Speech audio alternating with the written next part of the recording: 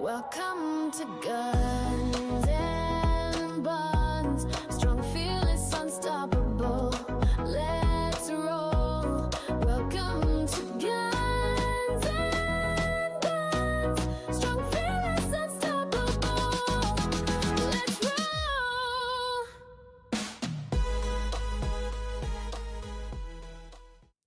Welcome to Gunz and Bunz, the podcast that celebrates strong, successful women. If you enjoy empowering stories, be sure to like and subscribe to our Gunz and Rollz channel for more inspiring episodes like this one. Don't forget to follow us on Instagram at Gunz and Bunz Podcast for behind-the-scenes content, updates, and more. Thanks for tuning in. Today on the podcast, we're welcoming someone who truly embodies leadership, balance, and growth, Kelly Dowdy. Kelly has been married for 22 years and is the proud mom of 14-year-old boy and girl twins who are just about to begin high school. With an impressive 25-year career in education, she's served as a teacher, literacy facilitator, assistant principal, and principal at the elementary level, and recently took on an exciting new role as a middle school principal. She holds a bachelor's in elementary education, a master's in educational leadership, and is nationally board certified. But beyond her titles, wife, mom, daughter, sister, friend, and principal, Kelly is passionate about living a full and healthy life. Whether it's cooking, reading, being outdoors, improving herself through fitness and learning, or even hitting the tennis courts with her family, Kelly brings dedication and joy to everything she does. I'm so excited for you to hear her story and insights today. Let's welcome Kelly to the show. So Kelly, tell us a little bit about how you got on the path to being a principal. I mean, you had nearly 25 years in education. So how did you end up becoming a principal? So I became a literacy facilitator, and I did that for about 9 years. Okay. While I was doing that, we were newly married, and struggled with infertility. Mm-hmm. So during that struggle, just really looking for something to help me refocus my energy, because infertility is pretty emotional and isolating circumstance to be in, especially, let's see, my twins are 14, so that would have been 18 years ago. It just wasn't as publicized or talked about Right. As it is now, which I think is great. But I decided I applied to get my master's in school leadership because I needed something to channel my energy. Yeah. I felt like I was becoming not my best self, and maybe a little crazy. Mm-hmm. So I just needed a way to kind of refocus myself and kind of reclaim who I was. So I did this really great master's program. It was a 2-year program, met the best people, leaders, friends. I kind of felt like it was a who's who, like the best of group. And I was really honored to sit in the room with the other 25 people that were in that program with me. And it just kind of opened my eyes to what I might want to do. I did say in that time, I don't ever want to be a school principal. Yeah. I was going to say, did you do the master's with the intent of school leadership? No, you were just doing it. It was more like curriculum. Like I loved the job that I had. I loved being a literacy facilitator, a curriculum coach, and really just working with teachers, but still being in touch with kids. And so I really didn't have any aspiration of school leadership at the time. Okay. Then I was really looking for, as a literacy facilitator, I went from teacher to facilitator in the same school, which can be hard. Yes. To step out of the classroom and lead with people that you already know and were like classroom neighbors with and in the trenches with. So I sought out another opportunity and became an assistant principal. And did that for 5 years and had it was a very good experience, a lot of training, and it really opened my eyes to my skill set in creating a school that is a good place for children to learn, but also for adults to work. Yes. And that really has kind of become my why of leadership, I think. Awesome. And for those that are listening, so Kelly has been my principal. I would say, so I've been at my current school. I'm going on year 10 there. But you came my first year, I think January of my first year, right? Of 2017. So, so I've had the privilege of working under her. She has created a wonderful school to work in. I would say the best thing about you, as a working mom, wife, just busy, young kids, right? Like at the time, I think your twins were in kindergarten that year, but at a different school, right? Yeah. And I've always felt like you were there for the moms of the school, but you were there for everybody, like kids and other people that also did not have kids, but you were just very good about making sure there was a good work-life balance for people. You've just always had our back and just have been very supportive. So when we found out that Kelly is now going to leave and go to a middle school, to be a principal, that it was devastating, but I know you're going to just excel there. And I mean, it just seems like you keep pushing the envelope and just keep what's next and what can I do to help people in every way, shape, and form. And I also wonder too, like now that you're going to middle school, do you feel like as your twins have gotten older, that's kind of changed like your idea of school too, and maybe reaching the different ages of kids at every level? Yeah. Is that maybe kind of too what has I remember changed your thinking? before being a mom and an educator, I probably made some decisions that weren't like family friendly or, weren't friendly to the moms of the students in my classroom with at-home projects and things like that. And I just remember one of my colleagues just telling me like, it will land differently when you're a mom. Like just remember, like that lens is really important. It is. And so I've always just tried to take that with me at whatever age they are, and really tried to apply what I learn as a mom to my role as a leader. Yeah. To be present and aware of because in an elementary building, it's mostly women, to be aware and supportive of the other women in the building, but also how that shapes my perception of education and a child's experience. Yes. And really making this leap to middle school, I would say is because of the experience that my kids had. They really had an amazing 3 years of middle school. Good. That's hopeful. It was amazing. Good. I mean, it was hard. It was not easy peasy, smooth sailing, but it was all the right things that were hard, all the right learning, the growing, watching them in 3 years become a completely different person. It just made me curious about what that level could be like, how my skill set as a leader would transition into a different level. But I just so enjoyed their humor, their age, them trying to figure out who they are or, where they're going to be in 10 years. And kind of looking into that crystal ball that none of us have and thinking about them at that age. And so I would say their growth and development, their experience coupled with my desire to make schools a good place for people. Yeah. Like what could that look like at the middle school level? So I decided to take a leap. Good for you. Right away off the bat, have you noticed anything that's completely different from education and in the education world, elementary versus middle? Like, is there anything in your first, like, let's say, has it been 30 days? Did you start in July? It has. July 1. So it's been 30 days. What are your thoughts so far? I would say that as an elementary teacher and principal, I feel like I'm trained to be a rule follower, like to the letter. And as the scope and sequence of the middle school gets a little bigger, that doesn't mean I'm less of a rule follower, but it might shift priorities on what can get done, or it might be done to a different level than what I would do in an elementary school. Right. Just because of there's athletics, there's arts. Oh yeah. Just the school scope is a lot larger than what I've dealt with before. So it's really just figuring out, okay, we're adhering to this guideline and this rule. Maybe it's not the best that I want it to be now, but I've got room to grow that rule, or to grow that idea to make it better. Do you feel you have more human resources available as a middle school principal? Meaning like now that you have the athletics piece to think about and all those other components, do you have enough like people to fulfill those roles? I think I will. The bench is a little deeper, but not in the summer because no one's at school. Right. So I've been there trying to learn the school for 30 days by myself. But it's a really strong team. So, there's definitely leadership in lots of different facets. And what's I think will be a really good challenge for me is it's not necessarily my leadership, but it's how I lead other leaders to lead that facet of a school, whether it's the athletics department or the arts department.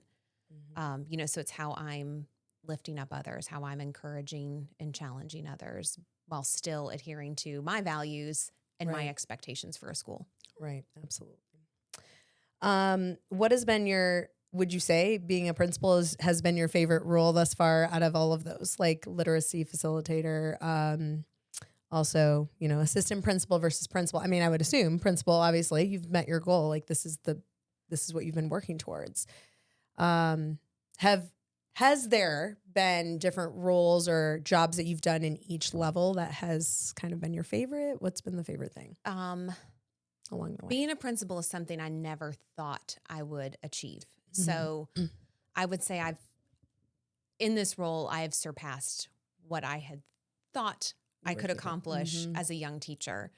I absolutely loved the role of literacy facilitator. Yeah. There's something about curriculum and modeling teaching for teachers and just generating excitement around instruction with teachers. I hope to be able to do that more as a principal. I think I got there like in my later years as an elementary principal, just as I figured things out more. Yes. I think I made more like mental capacity for myself. I wasn't dealing with as many managerial logistics, and leading that way, I could shift my energy a little bit. So I'm hoping once I get middle school under my belt, I'm hoping I can do that too, because deep again. I really do. I love watching teachers do their thing. Like it's pretty incredible to watch a good teacher in the classroom. Yeah, that's true for sure.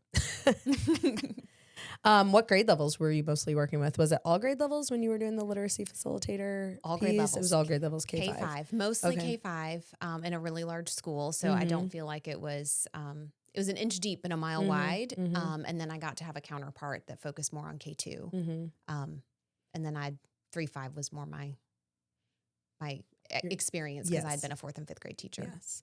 And the schools, like the school demographics, I mean, they were all a variety of schools, like maybe the demographics being different. So like maybe, no, they were all pretty similar. Similar? Pretty similar. I would say I started in a Title I school, so it was very high needs. Yes. But then the next 3 elementary schools I was at, I would say were pretty affluent and high performing. Okay. Which is just a different set of challenges. Yes. Parents, very professional, highly accomplished teachers, and then growing children that are already exceeding grade level expectations is a challenge too. Yes. And we were just talking about this today because in my own personal family, right, I have a daughter in middle school, and we were just talking with Kelly about this as well, as she, encounters these challenges with honors classes and sports as well, and very competitive teams and parents that like nowadays, I feel like if you're not already ahead, you're like behind. I feel like everyone is always just pushing the envelope to try and be better and better and better. And it's, as a parent that is just, still learning the ropes, it can be a little challenging. So, I mean, do you find that with your own twins too, that like you always have to be ahead of the game, right? Because it's just to try and keep up with the Joneses almost, right? Trying to keep up. It's also intense because not that your oldest is your warm-up child, but I'm learning as I'm going. Yes, me too. Twice. Yes. So I feel like the room for error is very small. So I want to get it right. I also feel like I have to do like my own mental kind of level setting of like where, like how large of a city we're in, like how populated our area is and how much competition is out there. And so I share with my own kids, my husband and I say the same thing over and over. Like there's always going to be someone better. Yes. And so like working on myself to be the best version of myself is the best I can do, and I want that for my kids too. But the reality is there's always going to be someone better, whether that's natural ability or opportunities, that they were afforded, but just, working on me to be the best version Right. And that's is what I can do. yeah. And that's what we try to tell our kids too. We're like, what is your competition doing? And it was funny. Hannah was actually like, we were talking to her because she's recently just kind of started on this volleyball journey. Right. And she's like, I don't know what my competition's doing, but I'm like, chances are they're out there like practicing, you know, hard every day, maybe trying out different places, different clubs, different, you know, just constantly on the go, trying to better themselves and empower themselves. So like, I think that's a really important lesson, right? Yeah. Like, what can you do to get to that next level? So then what do you think it is that kind of drives you to do your best? Because I keep hearing you say like, you know, like you said, there was someone that believed in you and that kind of inspired you to take that next step in your educational career. But what do you think it is that drives you to want to do your best? I think I'm curious. So when I achieve something, it's oftentimes I feel like it's something I didn't anticipate or didn't think I could achieve. So I am fueled by that success, even if it's not successful. The idea that I did something that I didn't think I could do, or something I love to learn. I think it's part of the reason I do what I do. Yeah. But I love to learn new things. I don't like to be told no or to be given limits on things. And I don't necessarily mean big limits, but like Trevor used to do all of our grilling, and I just decided that that was ridiculous, that I could do that too. So one summer I taught myself how to grill. Nice. Just because I'd never done it before. Right. And I just made my mind up that I if he can do it, I can do it. Yeah. I don't want to wait for him to get home to do it. Like, so, and then that fueled me to like, okay, what's the next thing I want to try? Like I did it. I accomplished it. Good. I made a disaster of it. He had to clean the grill multiple times because I made a mess. Right. But that success, I think, is what fuels me. And I really do. I'm always working to be better. That's awesome. I love that. And that's kind of part of this podcast, right? Because I feel like I'm like that as well. I'm going on year 20 as a teacher, and like that seems like impossible, but also just so long. But it's kind of like I don't ever want to get to that point where I'm stagnant either, and like it's just a boring, mundane thing. So constantly learning, evolving, doing something new that's going to revive or refresh what you're doing, I think is really important. That's so great. So, what would you say is one of the hardest things you've ever had to do within your career? My career. Hardest things. I mean, you're also nationally board certified. I thought the national board process was kind of daunting. It was. I mean, the initial process. Yes. That first, all 4 portfolios. Yeah. I think, well, there's probably a lot of answers for this Yes, question. This is a good yes. one. That was hard. That was a hard me thing. Like something that was just for me that I had control over.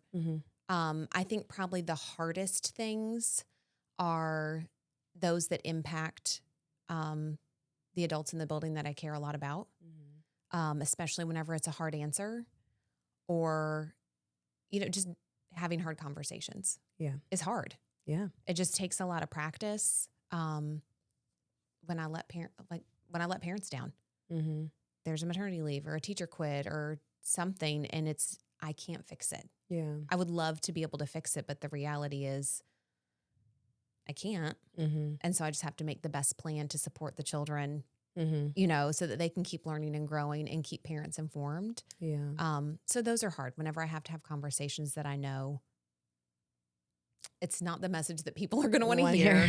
And I really have to work on framing that honestly, but also in a way that expresses care and concern for the people who are receiving it. Right. And like you have a bigger audience that you have to kind of, you know, like help out, adhere to, right? Like not only the children being number one, but then like your staff and then also parents as well. So like, that's like huge, right? As far as a teacher, right? Like we mostly are like, oh, okay, our kids. And then yes, parents. And then obviously meeting like district guidelines and like, you know, wanting to make our administration proud, whatever it may be. But yeah, that has to be kind of complicated having to make those hard choices. It is. So what is your sense or source of support? What is it that you kind of maybe who do you go to in times, in Yeah. those hard times?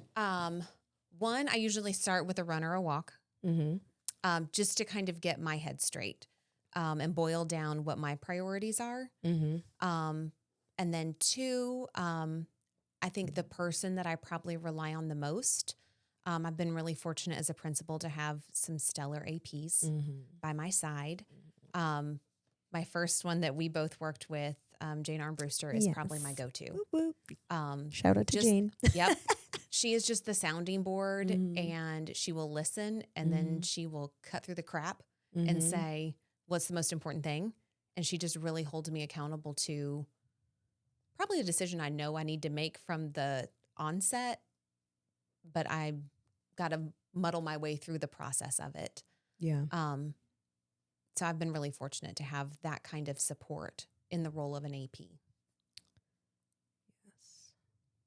It's awesome. I think, yeah, really having those important people that are going to be there to kind of support you. That's for me too. Like, people have always been the most important thing in the sense of my career. Like, if I'm going to work every day, like I need to love the people that I work with. Right. So that's why I've always loved to do social committee or those social events, because obviously breaking bread together, chatting over a drink or whatever it may be is really important, because I feel like you're building camaraderie, you're building that relationship, which then makes for a happier workplace. Right. And that's always been really important to me. So When our job is hard, it is it's really hard, and it can be intense in moments Yeah. and really fun in others, but it's nice to have someone that you can walk in their office and, Yes. have Have a meltdown. have a they'll talk you through meltdown it. or ask for help and not feel judged in the help that you need, Yeah. because we all need help. Yeah. And we're all in the trenches together. Right. So we might as well work together. Yeah. Would you say that as a principal, you kind of have to have a certain like a thick skin to deal with what you deal with, right? Like, Yeah. I mean, as a teacher too, and going back to the mom aspect through the years, I feel like I have gotten better through the years. And I'm not saying like if you don't have children and you're not a mom that you're not a great teacher, but I'm saying for myself, I look back to where I was 20 years ago and it's like, oh my gosh, like I have evolved so much as a teacher, and the love that I have for kids now is different because I have my own. Right. And I think like, well, how would I want an educator to treat my own child? Right. And so would you say that, you've kind of evolved even as a principal, like you've had to develop a certain type of, I don't know, attitude or, what's the word I'm looking for? Like kind of persona to like do what you do every day. Yes. I think when I think back to myself as a baby teacher, early in my career, there were a lot of tears. Yeah.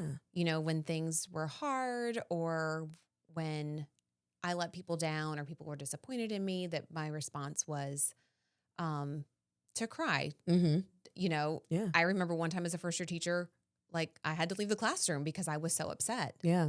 So definitely there's been a lot of growth. Mm-hmm.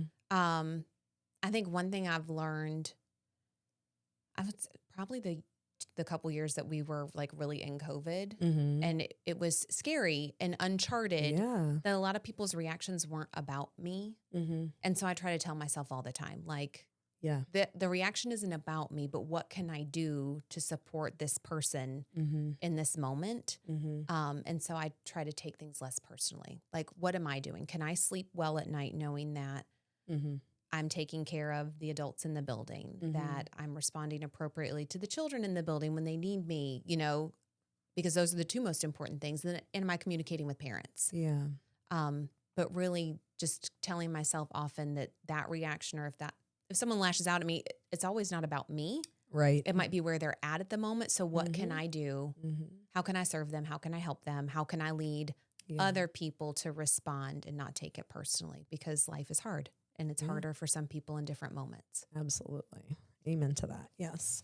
I know we had one incident this past year with Hannah at school where it was like, I mean, it was not like another child did something and Hannah just happened to be in the wrong place at the wrong time. And it affected her, which then I was like, oh no, this will not fly. I became all mama bear and I emailed all the people. And right away, the next day, the principal like he handled it. 7:00 in the morning, next day calls me, takes care of it. But like, and I knew like emailing him, I was like, I'm really upset, but I know this is not directed toward you. And so like going back to what you say, like when a parent is probably upset with whatever situation, it could be like they're just looking at it from the one lens, right? And so like not taking it personally, I think is really important. Like, and to understand that like they're just thinking about their baby, right? Like the most important thing to them. And how much parents don't know about what goes into the daily operations of a school. And then how do I make that better, right? How do I transparently communicate all the things that I do so that they can have that trust? Yeah. You know, and then maybe next time they won't be as upset or reactionary, but they might. Yeah. And a lot of times it's just open communication, right? Like they might not, they just don't know. And so by communicating what's actually happening, they might help. What would be, this is, I mean, kind of in the same area, but what would you say would be a piece of advice or something you would say to someone who's just starting out in the education world as a teacher?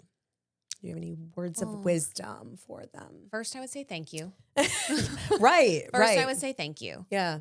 Because I think as the world becomes more global and more, you know, there's more out there. There's more opportunity for access and learning. I think people publicly recognize that the job of an educator is really hard. Yeah.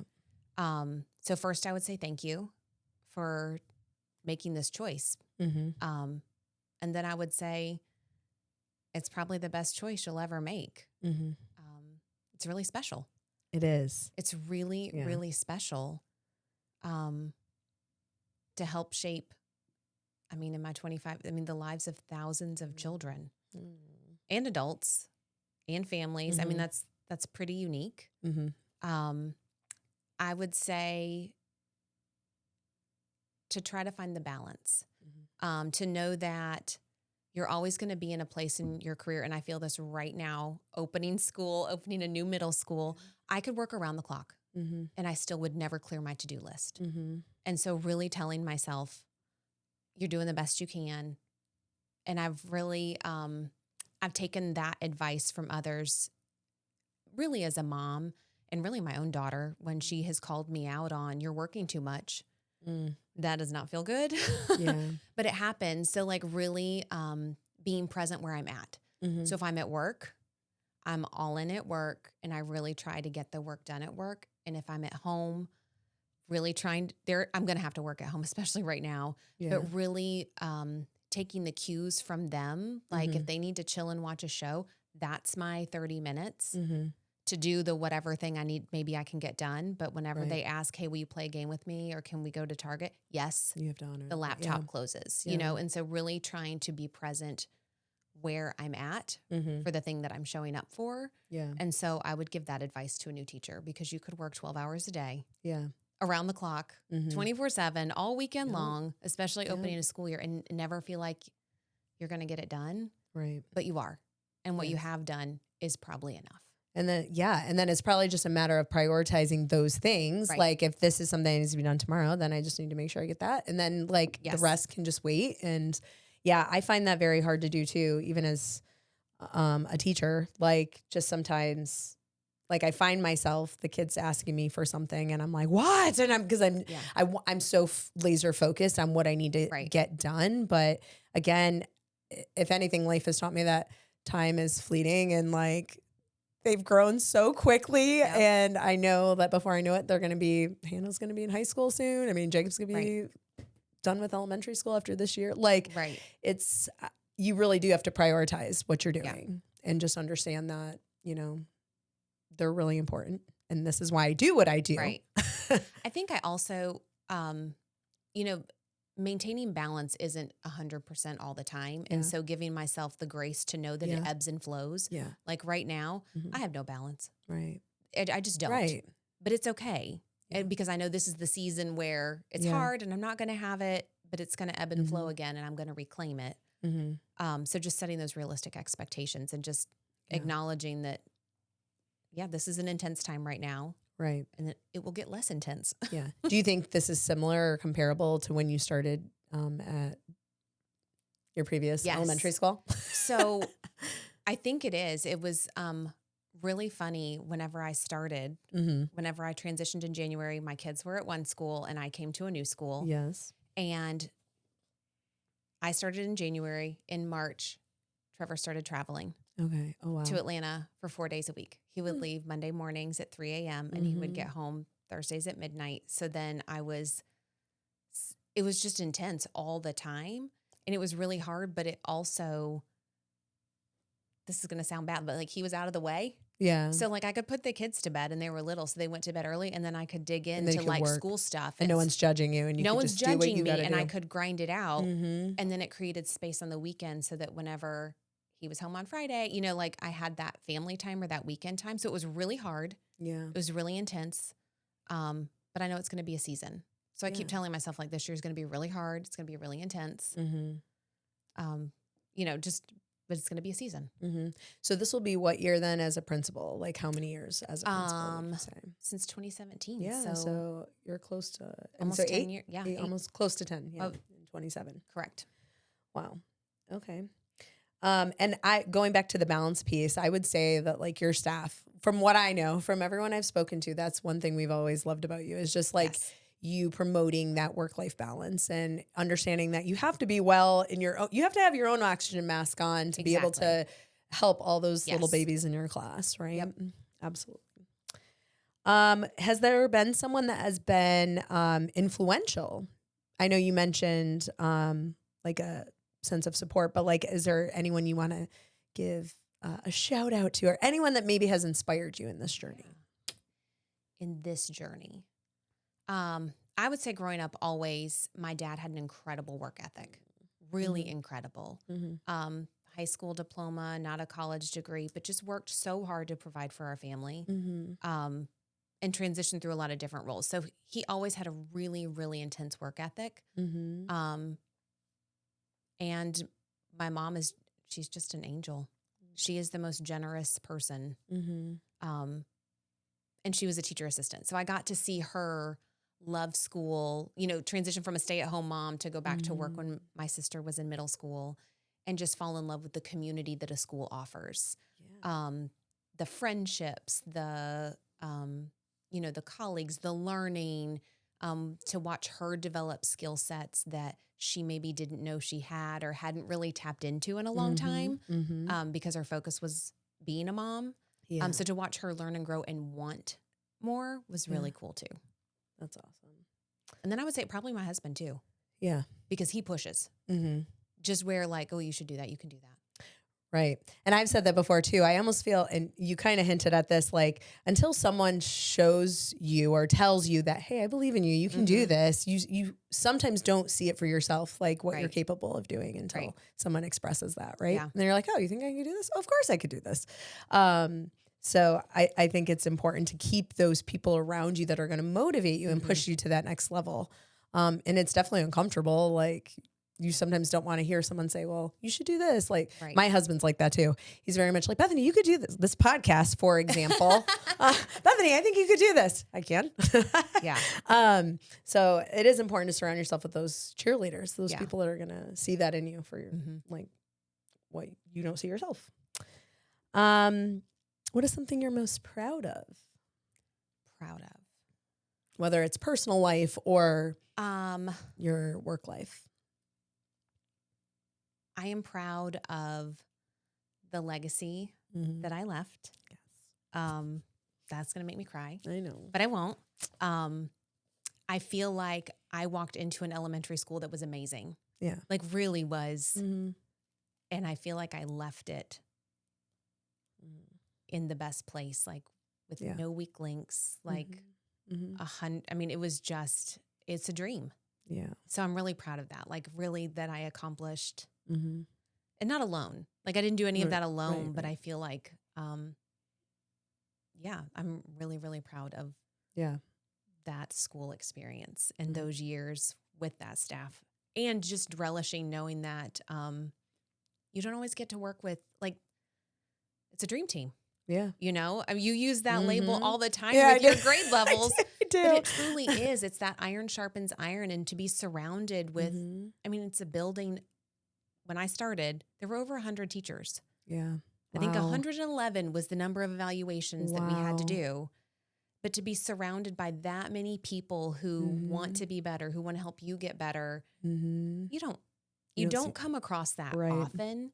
And even as our school got smaller, I feel like it just kind of intensified that iron sharpens iron mentality. True. And I've watched the most amazing teachers continue to succeed and push themselves and grow me. But I feel like we did it all together. So I'm really, really proud of that. Yeah, 100%. I could testify to that. I remember when I started at Elon that I was like, this is like teachers on steroids here. Like, what is happening? Like teachers and like, on steroids. I remember thinking like walking into the school and like even the population of students too, like, cause it has a highly like gifted population too, like coming from the school that I came from. And I just remember thinking like everyone's TD here. What is happening? Like gifted, right? Like even the teachers, I felt like it just the caliber of teaching, the expectations. And we always joked like, it's the Elon Parkway, right? It's the like going above and beyond and, but iron sharpens iron. Like it definitely does. And I'm that type of person too. Like if you're going to do this, I'm going to do it too. You're not going to show me up. I'm going to do it too. But I think that's been what's like so cool about that environment there. It's like we all push each other and we work together. And although it's probably a sense of competition, it's fun. It's fun. It is it makes the best people. And that's what's just so great. And that's why I wanted to have you on here because I feel like that's the premise of this podcast, right? Creating individuals that are going to be doers, go out into the world, make a difference, right? Like, and inspire other people too to just be their best selves. Because I think sometimes we limit ourselves, right? Yeah. And it's easy to go to work and just collect a paycheck and just do what you got to do to get the job done. And that's another thing to like go above and beyond and like just really truly serve the kids and then also serve each other, right? Serve each other to grow other leaders. Yeah. Like I think about the leaders that have left our building and have gone on to lead at the district level, other school levels, take on the school, not that I'm responsible for any of that, but I had, there's a little drop in the bucket that I had to do with that. So helping other women recognize their leadership potential and pursue their dreams, it's pretty exciting. Yeah. I always say too, like our district is a rather large district, but like it seems so small too. Once you've worked in it long enough, you meet so many cool people that go on to do bigger and better things. I was like, at this point, I feel like I know more than 5 principals because I worked with all of them at some point as a teacher. Right. And they've gone that path too. So that means they've had some great leaders in their life that have kind of encouraged them to go that route. I dabbled with the thought of being a principal one day, but this was like years ago before Elon Park. But then I was like, I don't know that if that's my cup of tea or not, so I don't know. But right now, I think being in the classroom, there was a moment where I stepped into leadership outside of the classroom and it was like, I got to experience that and it was cool and just dealing with teachers. Right. But then I came back to the classroom when I came to Elon and I feel like that's where I need to be. Yeah. It's just the perfect place. So it's wonderful. Okay. So the premise of this podcast is strong, successful women. And right away, you were one of the ones I was going to talk to. But what does strength look like to you? Because strength has its different definitions. Right. So what would you say maybe in your life? What is strength? I think it's resiliency. Okay. I think it's overcoming hard things. The things that are hard for me. And staying motivated to continue to stay in my healthy routines and not let that sense of overwhelm wash over me to the point that it's paralyzing and that I can't keep going. So I really think that resiliency piece is important. Wonderful. And what about success? I think I've definitely achieved some professional success that I did not anticipate, or I didn't set out seeing as, a teacher in 2001. Right. I never would have guessed that I would be, sitting in the role of a middle school principal of all things. But I think success every day is waking up and accomplishing the things that you need to accomplish for that day. And as a school leader, it can look like some really different things. Sometimes it looks like moving books around, boxes of books around with other middle school kids and sweating. And that's success. I'm in the trenches. I'm working with kids. Other times it looks like tomorrow I'm going to lead my first middle school staff meeting. Oh, wow. You know, We'll be thinking and so about being you. prepared for that, Yeah. you know, and that's a different measure of success. And you're here the night before doing here a the night before. podcast. You're just such a doer. I love it. I know. I'm like thinking about, I'm going back to work tomorrow. I'm like, how do I feel about this? I'm like, just one moment at a time, right? Yep. And I like that you said success looks different every day too, right? Every day. Like your best might be different every day Correct. too, right? There are even Right. some days in the summer, like, because I finally have a moment to breathe. It's like I could just be a sloth today, just Yeah. lounge today and do nothing. Or there were days I was highly productive and getting a lot done. Right. Because you need different things at different times. Yes. So paying attention to that and giving yourself that space is also a measure of success. How do you balance? I know you kind of already spoke about, you mentioned a few things like a run and a walk, and you mentioned the word balance, but how do you balance those personal and professional priorities? I know like you had said sometimes maybe like when the kids were younger, when they went to bed, then you would prioritize the Right. workload. But what if, I mean, how, like speak to that. Like what are the things that you do to balance overall? Well, there's a calendar. Mm-hmm. There's colored pens. I love that. Involved. I know you do. That's the elementary part of me that I'll probably Yes. never let go of. No, don't. I really think it's like, what do I have to do right now Mm-hmm. for the people that need me, Mm-hmm. but also for me? Mm-hmm. And knowing that I'm never going to check it all off the list. Yep. So get done what you can Mm-hmm. and move it to the next day. Yeah. And just letting myself have a rest day. I think, Yeah. you know, I'm a 5 a.m. workouter. Like I'm a morning person. That's where I was going next. Uh-huh. So I like that. But I also have learned that one, I'm 46 Mm-hmm. and I don't necessarily need to do that 5 days in a row. Mm-hmm.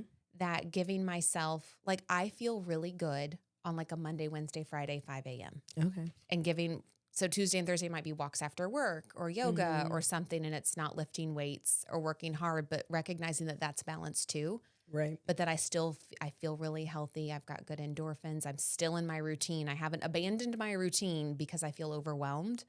I've just adjusted my routine and that feels really good. And that's balance. Yeah, absolutely. For And me. that's where I was going to go, because the next question was like daily habit or ritual. And you and I have spoken about the 5 a.m. Wake up You're a time. late nighter. I am a late night person. And every year I always think, well, maybe this school year is going to be the year I get up at 5 a.m. and get my workout done.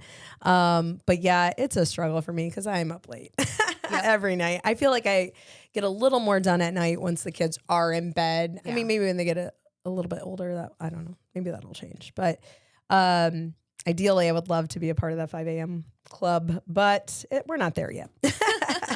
But that's really important, like carving out that time for the workout. Yeah. Yeah, you're very good about your I'm health and your I've exercise. got to feel good. Yeah. I've got to feel good. It's like what you said earlier about the oxygen mask. For me, that's Yes. it. So it's that 5 a.m. workout. When I'm really, really in a good routine, it's a devotion and a gratitude journal. Yes. So, after I work out, then it's that quiet time to set my intentions for the day, whether that's spiritual or work or family, just to really think about who do I need to be present for. I've got some little Amazon gratitude journal, but it's like, what are your intentions for the day? And there's 3, and I write them down. And sometimes it's to come home and do something with my kids and not work.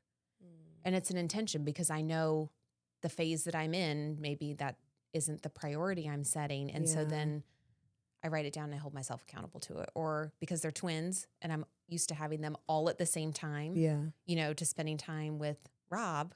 Yes. What do I do with him one-on-one versus what do I do with Catherine one-on-one? Where it's easy for us to divide and conquer as like mom and dad and take the girl and the boy. So like really thinking about like who do I need to text? I'm the worst ostrich this time of year. I'm a terrible mother, daughter, sister. Awful. Yeah. I Awful. feel like that too. Like I put my head in the sand. I don't text, my best friends or what. So like writing down like, oh, I haven't talked to I haven't called my mom this week. Mm-hmm. I need to call my mom. Yeah. So I need to call my mom, you know, like writing those intentions down. Like today, I realized my sister's been in school for a week. Yeah. I talked to her Monday. You should check in. Yeah. But I need to check in, make sure everyone had a good week, you know, and just those couple minutes of like kind of clearing my headspace to think about who do I need to show up for. You said a couple of good things there. I want to hit on the journaling piece, but then also the part about your kids too, because I was thinking like the older my kids have gotten, and I've seen this summer too, like it's easy. Like I took them to Michigan, like in June, we did that's our travel. We usually go there annually, right? Every June. And it was wonderful. Right. But then like June flew by in a blink of an eye. And then here we were in July, and it was like, there were some summer camps, some things they did. But like overall, I feel like the older they've gotten, I've kind of strayed away from doing all the little fun activities. Like when they were younger, I was like that mom that was like, oh, we got to go here, and we got to go for a picnic lunch, and we got to go to the library, and you got to do all those things. Right. But I feel like I wasn't always finding activities for them to do because they kind of just, they find their own now. they find their own activities. Right. Or they have friends, or they're doing whatever it may be. But I think the intentional planning for your family too, it's almost like goal setting. Right. And that seems sad. Like you would have to do that. But in this day and age when we're all so busy, I think it's probably really important. And then you also said the important thing about in the morning, like carving out that time for yourself, because I've heard a lot of like powerful, very successful people, like CEOs of companies talk about like how they kind of goal set at the start of the day, right? You got to get up in the morning, do your own, whether it's cold plunge, going for a ruck, whether you're running, working out, whatever that is, reading, journaling. But I've heard things about power lists too. Yeah. Making a power list for each day. I think that's important as well. And so ideally I would love to do that. I just have to do. Kevin and I always say, we're like, we got to stop saying, I'll try to do that. Just say, no, I am going to do that. Right. Like be very intentional. So that's awesome. Yes, I love it. So you talked a little bit too about like improving yourself through fitness and learning. And one of the things you've been into, I don't know how many years it's been, but it's tennis. Yes. You want to talk about tennis? And you had something in your bio that said you recently just started playing doubles in an adult league, and you won your first match. I won my first so let's doubles talk about match. it. Tell us about tennis. So both Catherine and Robert play tennis, and so does Trevor. Trevor grew up playing recreationally, so we like doing things as a family. So pickleball, tennis, kayaking, hiking, whatever. Like we enjoy like being outside and being active together. Yeah. And this is, I don't often show up as competitive with other people, but I'm very competitive with myself. But whenever we would all four go play, and they would be like, oh, I have to be on mom's team. I just decided that couldn't happen anymore. No, yeah. Like that I was going to learn to play tennis. Yeah. And I was not going to have the excuse of, I don't want to be on mom's team, or like that I was the short straw. Not the weak link. Right. What are you saying? But I totally was to start with, because I hadn't played. I played some like in high school, like for fun with friends, but not really. So I just decided I was going to learn to play tennis. Nice. So Trevor got me a racket for Mother's Day. Nice. And I've been playing, it's probably been 2 full years now. I did lots of clinics. I was going to say, did you teach yourself? Did you have? No, I did several clinics. And what was nice was I connected with some other women that were also learning. Nice. And so it was, we were fools out there. Like missing balls and, but it was just so nice to have someone to laugh with, and it wasn't competitive. I didn't feel judged in it. The coach that was running the clinics also made it feel very accessible to everyone. Right. Like she didn't like, okay, one more, you can have another shot, like she just kept feeding balls. And so it felt like a safe place to learn and be successful and fail. And then I just decided it's not a competitive league. It's called Terry's Tennis Ladder. Okay. Allie had mentioned it to me. She was like, you need to get on Terry's. And I was like, I'm not ready. Because it feels like a dance recital. Like you're going out on stage for the first time and you have to be like so ready. And I just decided that I'm probably never going to be ready or as ready as I think I need to be. So I could make excuses and wait and wait and wait. So I played my first summer season, lost every match. but lost better each time. So like in the first game, it would be like we lost 6-2, but in the second game, we lost 6-5. Okay. And you say we, so it was like double. We So played it was doubles. always Yeah, doubles. so I played with a partner. And with that partner that I met at that clinic, we were both learning. And then, so now I've signed up for the fall season again, and we won our first doubles match. That's exciting. Last week. So It was like a real sense of accomplishment that, just get out there and do it. Yeah. I know people always try to make excuses, myself included, with jujitsu, it's right? Easy to do. Yeah, because it's something scary, hard. You don't want to be vulnerable. I don't want to lose. Right. Or let your teammates down. Right. But I mean, just doing something hard. I think like going back to what you said previously, like when you finally accomplish something you didn't think you were capable of doing, there's just so much reward in that. And it's so fulfilling. And the women that I've met, I would say I've been very equally matched. I've also been outplayed a ton, but are all there for the same reasons. Like it's fun. They're encouraging, you know, like we're all learning together. So it feels like a really safe place. Even playing a match, it feels safe to continue to try and fail or succeed. Yeah, that's awesome.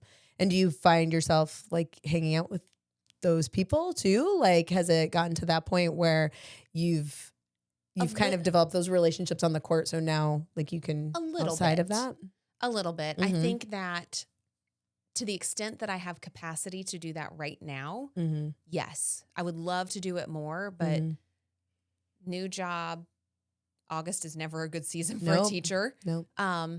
And then twins going into high school. Like it's just an intense time for kid activities. So I feel like to the capacity that I have, I keep telling them I'm starting my retirement hobbies now so that whenever I really retire, I'm going to be so good on the tennis court that everyone will want me on their team. That's so funny. Have you dabbled in pickleball? I'm just curious. We play as a family. I was wondering, like, how close is that to tennis? It's similar in like that hand-eye coordination. But I would like the coach that ran the clinics, when the four of us, when all the Dowdies are on the court, they all think it's a good time. I'm mortified. There's so much smack talking and they are so mean to each other and like really drilling each other, whether it's a pickleball or a tennis ball, like they're so hard. And then we all walk off the court. I'm like, oh my God, we're going to have a fight. Like they're going to keep fighting. Everyone's going to be fighting. And they're all three of them, Trevor, Catherine, and Robert. That was so much fun. We should do this again. I love this. Can we play tomorrow night? That they're having fun. We're off screens. We're active. Like we're engaging with each other and clearly all pushing our boundaries. With the smack talking. That's so funny. But it's fun.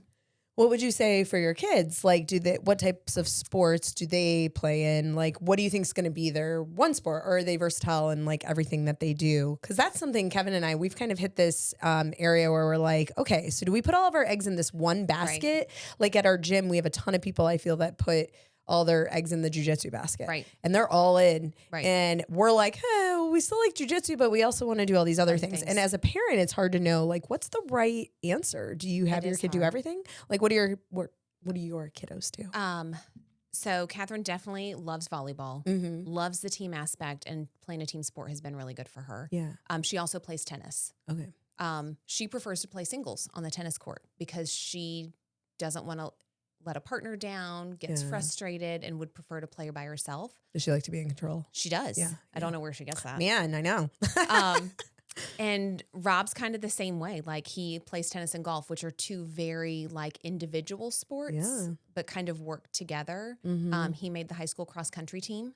Wonderful. So he has the ability just to run. Like he can, like a gazelle. Like his body just is made for running. He can run easily. He's never run this much before, so it's really pushing him, but it's a little more team driven than golf or tennis. So he's getting that like camaraderie, going for a run with people, holding each other accountable for the coaches' workouts on off days and stuff. So it's a good experience, but they're both more like individual sport minded. They didn't have really passionate interests at a young age. And I was always of the mindset that if I'm going to pay for it, I want you to want to go, and I'm not going to fight with you to take you. So if you don't want to go, we're not going to do that sport anymore. Because I just cannot fight with you to go to something you said you wanted to do. Right.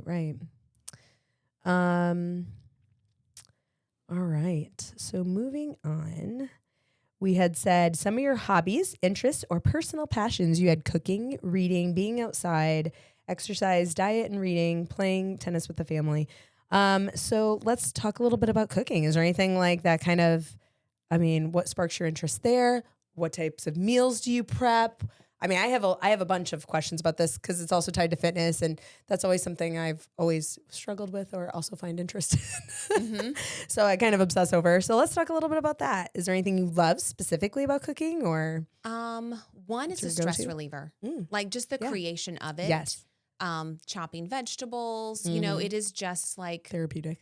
It is, because you have to focus. Yeah. And you really can't, you could be multitasking, but you might also burn something in the process. So it really kind of requires all of my energy. And so all of my focus in doing that. Catherine loves to cook too. So it's something we do together. Wonderful. And, she's really kind of become very independent in it. So that's fun to watch. But also I want to fuel my family. Yeah. And not like super healthy, like not everything's organic, but I would say it's relatively clean. Yeah. Because I feel better. And so it's really about how I feel, right? So I want to feel good. I want my family to feel good. It's funny. We're remodeling our kitchen. Oh. The worst time. Yeah. The worst time right now to be remodeling our kitchen. I don't think there's ever a good time to be without your kitchen, but August for an educator. Yes. It's really not good timing, but we're dealing with it. But it's funny. So there's a lot more convenience food in our house that is not usually That's not normally there. Because we have a microwave. It's just different. And Catherine even said today, she said, I think the food is getting to me. Oh yeah. She's noticing. Yeah. And they eat pretty healthy because it's what's available to them, but they also love all the things that teenagers love. Yep. But that she's just, I'm like, so maybe Easy Mac every day is not a good thing. Maybe you don't need that every day. And she's like, yeah, I need to get up and make a salad. I need to make a salad. Kevin jokes that I'm really good at air frying and microwaving because with us too, we get home during the school year, busy. Especially with sports, we're getting home, right? We're eating dinner at 8:30, 9 o'clock at night. And it's go fast. Sometimes those things are just the best options. Right. Yep.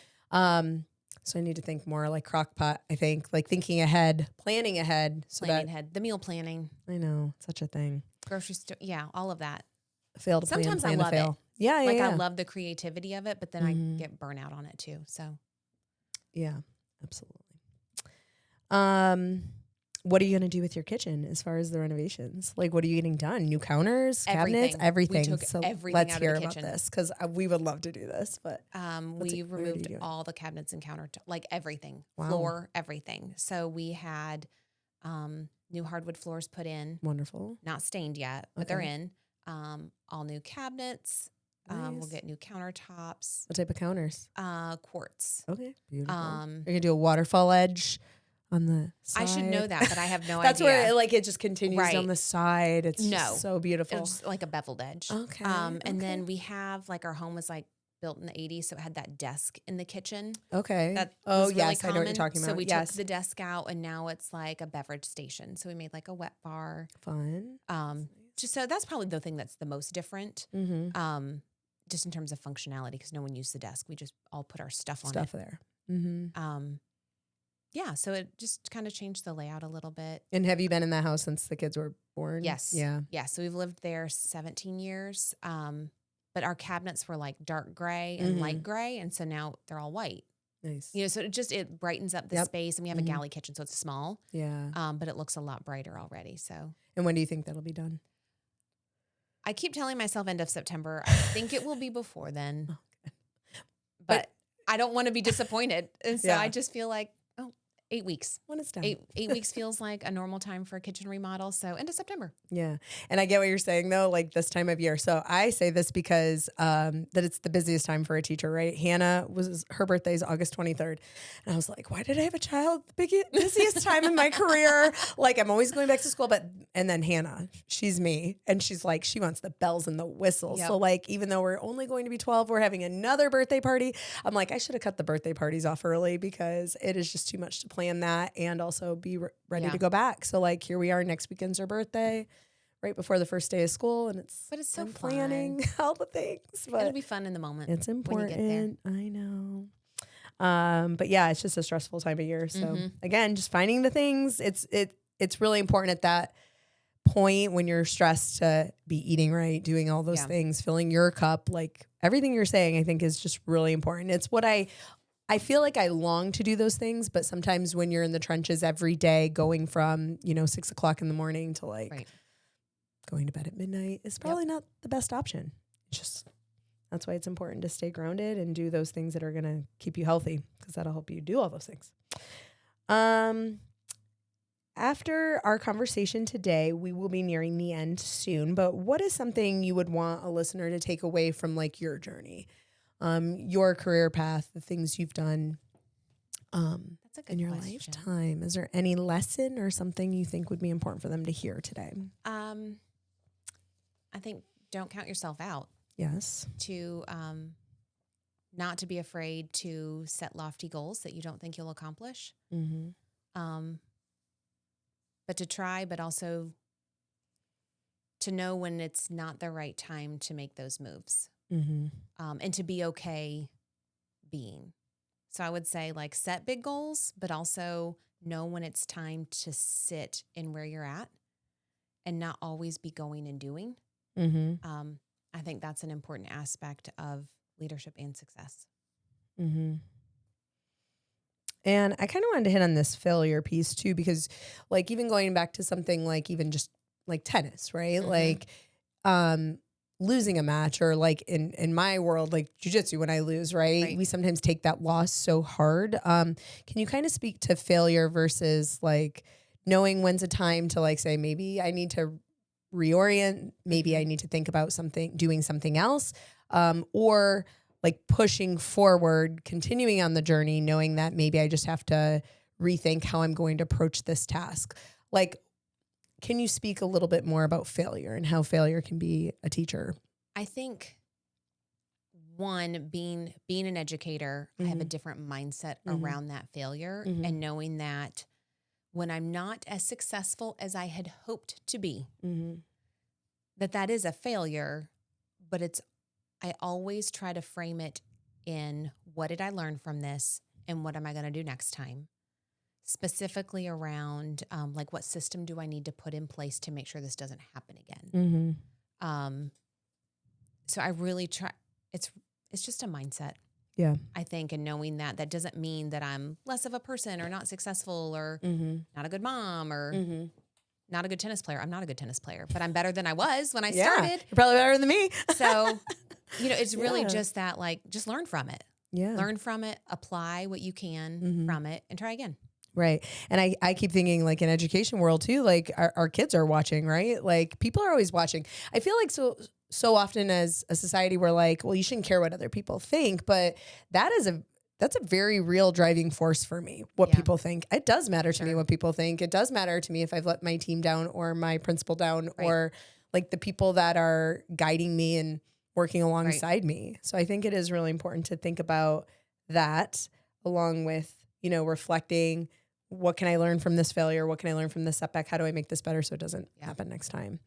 I'm at this point with my kids. I was telling Kevin this the other day, just thinking about, have I really equipped my own children to be successful where they're at now, right? Like, I feel like when they're young, we do so much for them as a mom.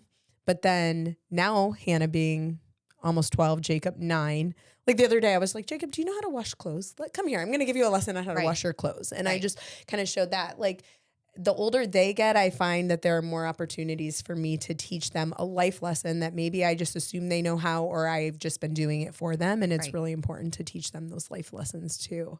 So yeah, just kind of going back to reflecting, how can I be better? How can I raise my kids so that they can be better, do everything they need to do to be successful is something I've been dealing with this summer as well. But you're really good about the reflection piece. I think so. I think so as a leader.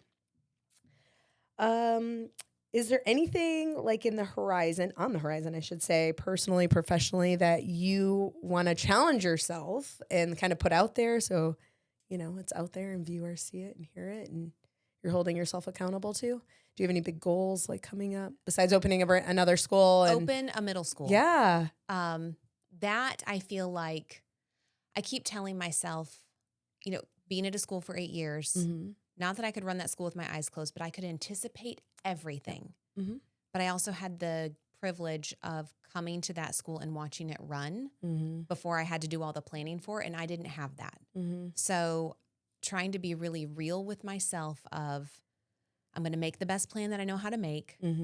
I've checked it with, people who can support me in it, other middle school principals, people that work there, but having realistic expectations that I'm going to make the best plan possible. And it's okay if I have to change the plan. Yeah.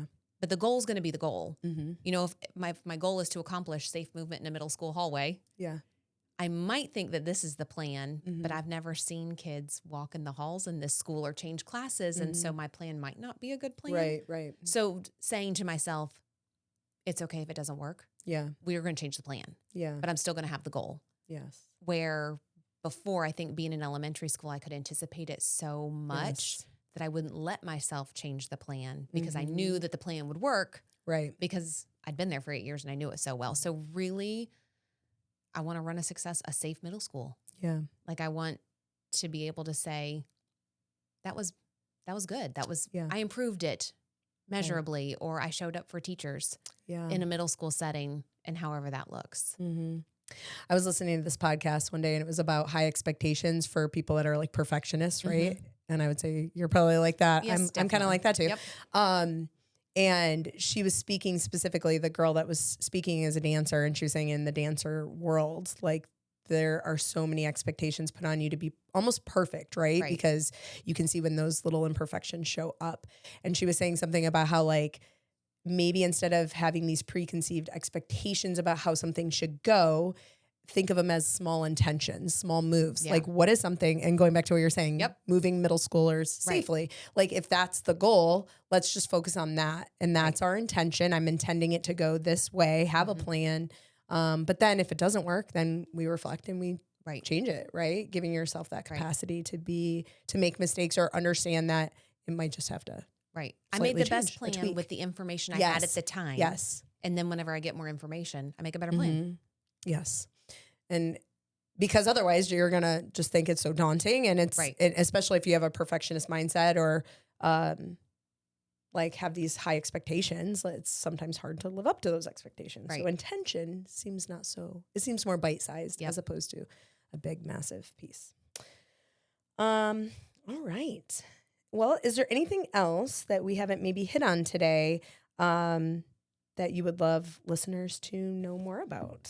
I mean, we've hit the education piece. We've talked about your leadership piece. We've hit on the hobbies, self-improvement. You love the reading. Is there anything you're reading right now and are you more fiction or nonfiction? I'm more fiction. Okay.